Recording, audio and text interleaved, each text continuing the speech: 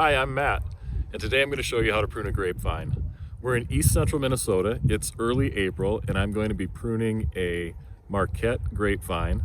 This vine has been growing on a top wire cordon system. The top wire is 5 or 6 feet off the ground, and we should be able to see relatively easily here today how to prune this vine down to about 4 to 6 buds per foot is what I'm looking for here. This is the vine we're going to be attacking today. I've got 2 trunks growing up, and then one of them goes off to the left here, and another one goes off to the right, including a bird's nest from last year. I'm going to be using my trusty Felco 8 today, and we are going to be spur pruning this vine. So the top cordon is attached to the wire, and every so often we have these spurs that grow off of the cordon right here. It's that once upon a time this was a cane that grew way out. It grew grapes, and then the next year I cut it. And then it grew another long cane, and then I cut it. So last year, starting right here, let me use the pruner, it grew this fruiting cane. Now fruit will only grow on last year's wood. So we've got probably 3 buds here I might leave. We've got this bud there, and a basil bud down at the bottom right about here. So I would cut this one. I'd make this cut here. And that's how we're going to be doing our cane pruning today. Since this vine is a little bit older, there are some spurs that have died off. Here, we used to have a spur that no longer produced. And here, we've got one that did not produce any fruiting wood last year. Another one. So we're gonna do a little bit of re-architecting this vine and find a new cane, likely this one. I was thinking about this last year as I was tying up some of these canes. To replace this main cordon. So we're going to be doing a little bit of cordon replacement and a lot of pruning. I'm going to cut out a number of these canes so we can get a little better view of what's going on in here. Okay, I've removed that old cordon from this side and kept a cane. The new wood starts here.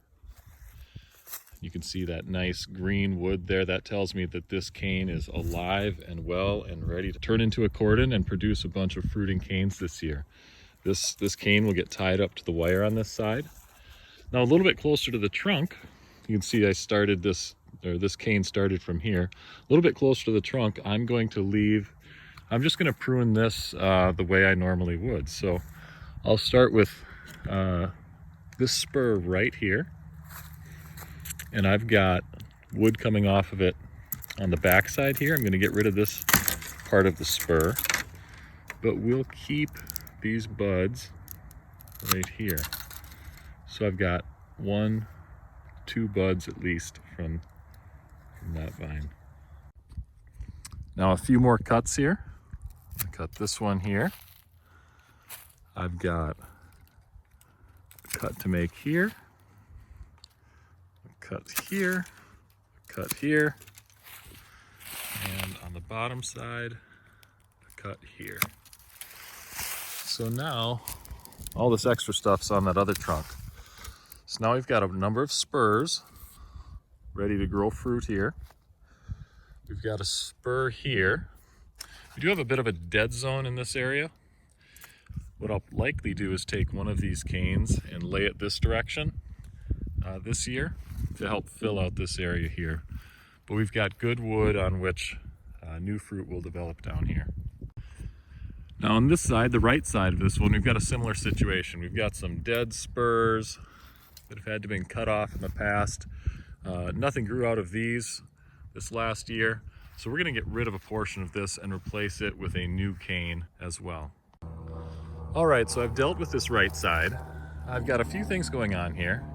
First, I'm growing up a spare trunk that I'm just going to attach to this post and probably top it off.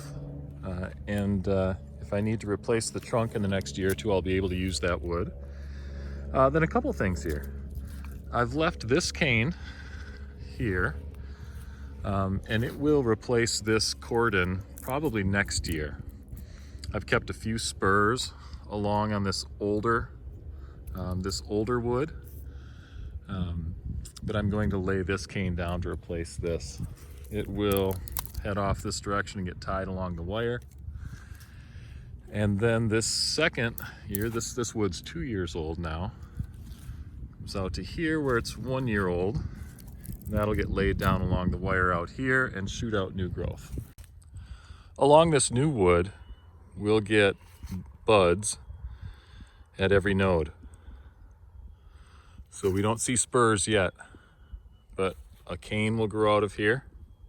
Then next year, we'll prune it off here, and we'll have fruiting wood growing off of that new spur.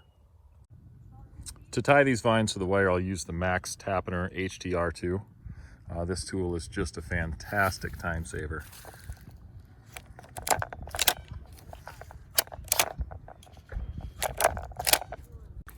All right, let's do one final tour of this vine.